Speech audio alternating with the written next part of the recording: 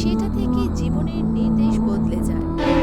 নিস্তব্ধতারও পথ থাকে, প্রত্যেক চেষ্টার পর বোঝা যায় যে ভালোবাসার একটাই চেহারা হয়। সবুজ রঙের ঘোরা পাহাড়ে রাস্তায় একটা কার শান্তিতে এগোচ্ছে। রাস্তার দুপাশে সবুজ গাছগাছালিতে ভর্তি, আর দূরে পাহাড়ের উপরে একটা ফার্ম হাউস দেখা যাচ্ছে। কার চালানো রিয়ার নজর সেই ফার্ম হাউসের দিকে গেল। ওর ওই জায়গাটা খুব পছন্দ হলো। আগে সিটে রাখা নিজের ব্যাগ থেকে ক্যামেরা বার করলো আর কারটাকে রাস্তার মাঝখানে দাঁড় করালো। রিয়া ক্যামেরাটা নিজের চোখের সামনে নিল আর ছবি তোলার চেষ্টা করলো, কিন্তু ক্যামেরাটা আটকে গেল। এটা দেখে ওর চেহারায় এক চিন্তা ঝলকে উঠল। ও ক্যামেরাটা মন দিয়ে দেখছিলই, তখনই ওর নজর আকাশে গেল। আকাশ হঠাৎ কালো হতে লাগলো, যেন কোনো মুহূর্তেই বৃষ্টি শুরু হবে। রিয়া চমকে উঠল, কার স্টার্ট করলো আর তারপর আবার নিজের যাত্রায় এগিয়ে গেল। রিয়া গেটে পৌঁছালো আর হালকা বৃষ্টি পড়ছিল। রিয়া ঘন্টি বাজালো আর চারপাশে নজর দিল। আশেপাশে নজর দেখল, দরজা খুলল আর রিয়া সামনে দাঁড়িয়েছিল।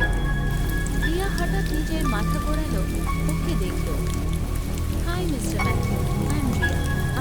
আপনার সাথে কথা হয়েছিল for documenting your place. Of course, Priya. Nice to meet you. Come in.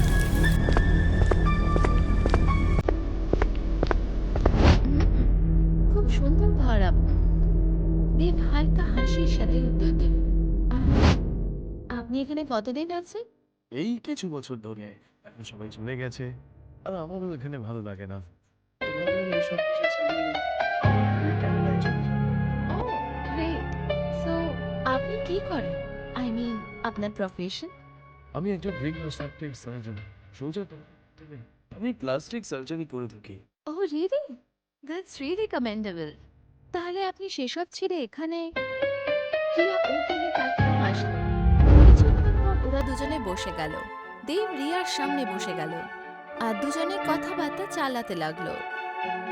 Last case যেটা আমি হ্যান্ডেল করেছিলাম সেটা আমার wife-এর ছিল। কার অ্যাক্সিডেন্ট হয়েছিল, একটা স্টিল রোড সোজা ওর মুখে ঢুকে গেছিল। একটা প্লেট আমি মন দিয়ে লাগিয়েছিলাম, হয়তো সেটা আমার কাছে আমার ভালোবাসার থেকেও বেশি ছিল। কিন্তু সার্জারির 2 সপ্তাহ পরে sorry for your loss mister Matthew. It's completely all right. আমার মন ওখানে লাগছিল না, তাই জন্যই আমি আমার বাবা মার সাথে ইন্ডিয়াতে থাকতে চলে এলাম। কিন্তু লাস্ট কোভিডে তারাও আমাকে ছেড়ে চলে গেল। So I am trying to sell this property now and you can start your work the way you want. Just let me know যদি তোমার কোনো হেল্প লাগে। Sure. Let me take a quick round in the property. May I? Absolutely. Just make sure we hold on last time. কারণ ওই রুমটা অনেকদিন বন্ধ, তাই অনেক ইঁদুর বা আরশোলা থাকবে। সো তুমি দেখে নাও। Thanks a lot. বলার জন্য। ঠিক আছে, আমি আমার কাজ শুরু করছি। দেব মাথা নাড়িয়ে হ্যাঁ বলল। এদিকে রিয়া দেয়ালে লাগানো ফ্রেমগুলো দেখতে থাকলো। রিয়া নিজের ক্যামেরা বার করলো আর বাইরে থেকে ফার্ম হাউসের ছবি ক্লিক করার সময় কি ভুল হয়েছে সেটা দেখতে থাকলো। ও ক্যামেরার ফোল্ডার খুলল আর দেখলো শাটারের গন্ডগোলের জন্য ও বাস্তবেই ফার্ম হাউসের ছবি দিয়েছিল। ও হাসলো আর অন্য ছবি দেখার জন্য স্ক্রল করলো। কিছুক্ষণ পরে ওরা স্ক্রল করা বন্ধ করলো আর তারপর সেই ফার্ম হাউসের ছবি আবার ওপেন করলো, যেখানে ও কিছু অদ্ভুত দেখলো। ছবিটা সামনে থেকে দেখার পরে ওর মনে হলো যে ওই ছবিটা উজ্জ্বল রোদের মধ্যে নেওয়া হয়েছিল। ওর একটু অদ্ভুত লাগলো, কিন্তু ও সেটা ইগনোর করলো। ভাবলো হয়তো ও কিছু ভুল করছে। ও তাড়াতাড়ি ক্যামেরার মেমরি কার্ড বদলে ফেললো আর কিছু নতুন ছবি তোলার জন্য উঠে দাঁড়ালো।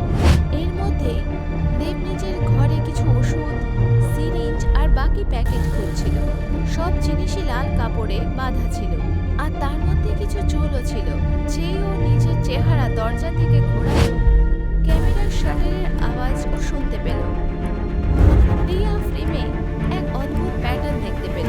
দেবীর মারা যাওয়া বিরাট ছবি সেখানে কোথাও নেই, না ওর মা বাবার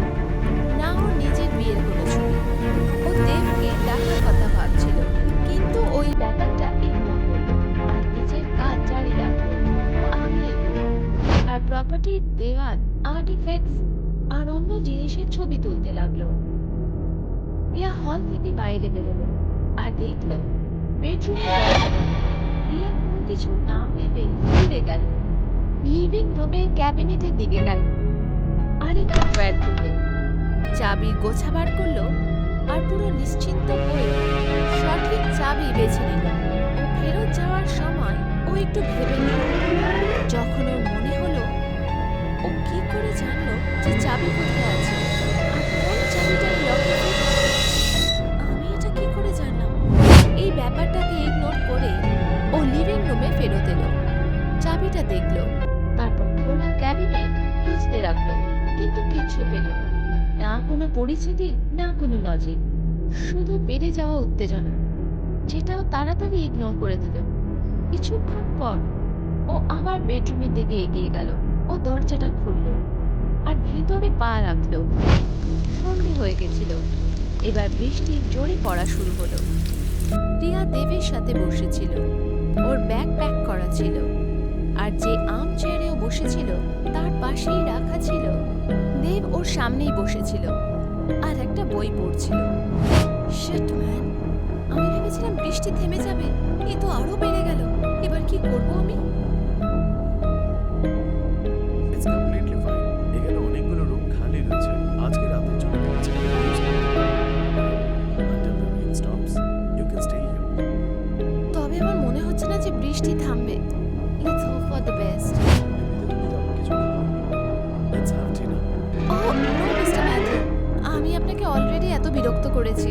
আই এম ফাইন। আমি কিছু প্যাকেজ ফুড নিয়ে এসেছি, আমি সেটাই খেয়ে নেব। You must be joking, right? It's completely fine.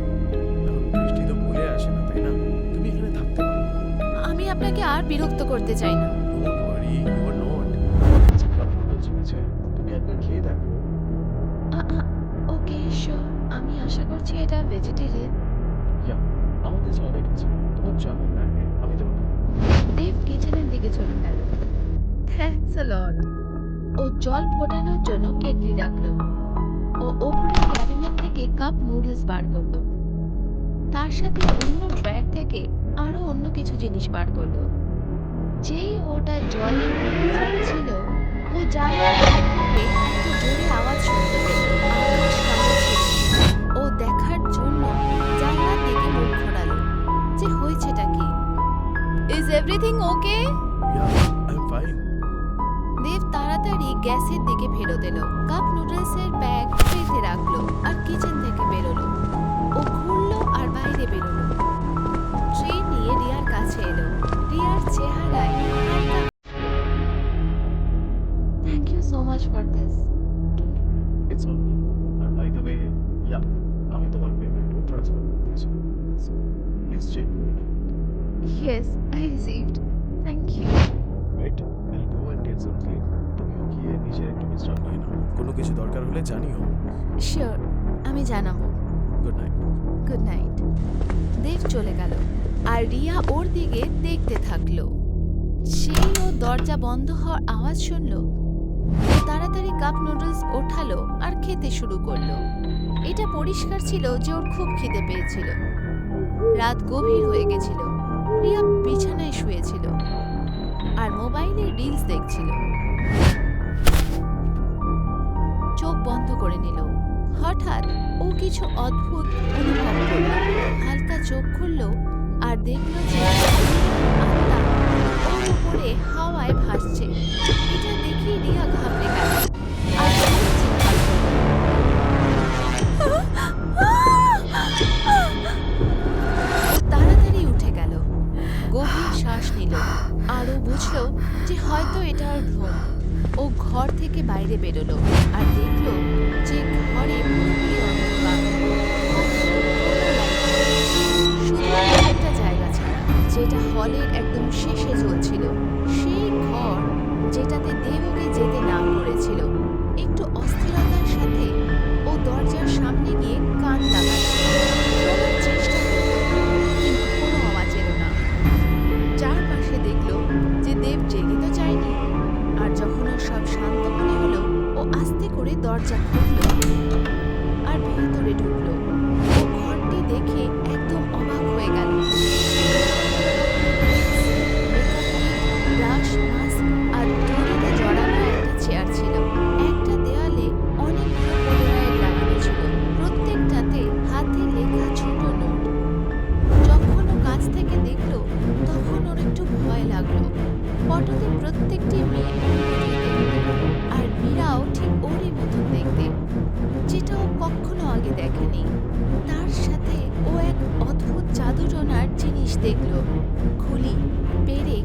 আর সিঁদুর। ওর ভেতরে শির দাঁড়ায় নেমে গেল। ও দৌড়ানোর জন্য ঘুরে দাঁড়ালো। ও বাইরে যাওয়ার চেষ্টা করলো। তখন দেব হঠাৎ ওর রাস্তা আটকালো। ও ভয় পেছনের দিকে সরতে সরতে ওকে সাবধান করলো। আর দেব আস্তে আস্তে ওর কাছে এলো। লুক মিস্টার, আমাকে ছোবেন না। দেব ওর কাছে এলো। আমি বললাম নয়, আই ওয়ান্ট ইউ। চোখে পরিষ্কার দেখা যাচ্ছিল, চোখের জল ওর গায়ে দেখা যাচ্ছিল। আর মোটামুটি ভাবে ও মানসিকভাবে ভেঙে যাচ্ছিল। আওয়াজে এক অদ্ভুত শান্তি নিয়ে দেব বলা শুরু করলো। আমি তোমাকে কোনো ক্ষতি করবো না, শুধু আমার সঙ্গ দাও। আমি মোটেও বাজে মানুষ না। হটিও মেয়ে যে আপনার সাথ দেব, ওই মেয়েগুলিকে করছেনটা কি? I can explain. আমি কিচ্ছু শুনতে চাই না, আমাকে যেতে দিন। আমি আমার মুখ বন্ধ রাখবো। আই ডোন্ট ফিয়ার এনিওয়ান, কিন্তু তোমাকে আমার কথা শুনতে হবে। আমি না কিছু শুনতে চাই না কিছু জানতে চাই। সরে যাও আমার পথ থেকে, তাছাড়া তোমার ভালো হবে না। এখানে দূর দূর পর্যন্ত কেউ থাকে না। আশেপাশে কোনো পুলিশ স্টেশন নেই, যা আছে 3 কিলোমিটার দূরে। You can do anything. Riya কলার আর জোরে চিৎকার করলো। What the hell you are doing? কি চাই আপনার? হঠাৎ এক মুহূর্তে দেব এগোলো আর প্রথমে ধরে রাখা এক সিরিঞ্জ রিয়াকে ফুটিয়ে দিল। একটা জোরে ফোঁটা রিয়া অনুভব করলো, আরো পেছনে সরে গেল।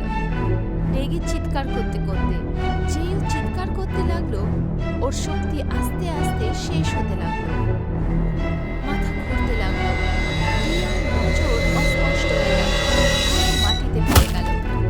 দেব ওর সামনে এসে দাঁড়ালো। রিয়ার আবছা হয়ে যাওয়া নজর দিয়ে দেখলো যখন অন্ধকার ওর চারপাশে ছড়িয়ে গেল।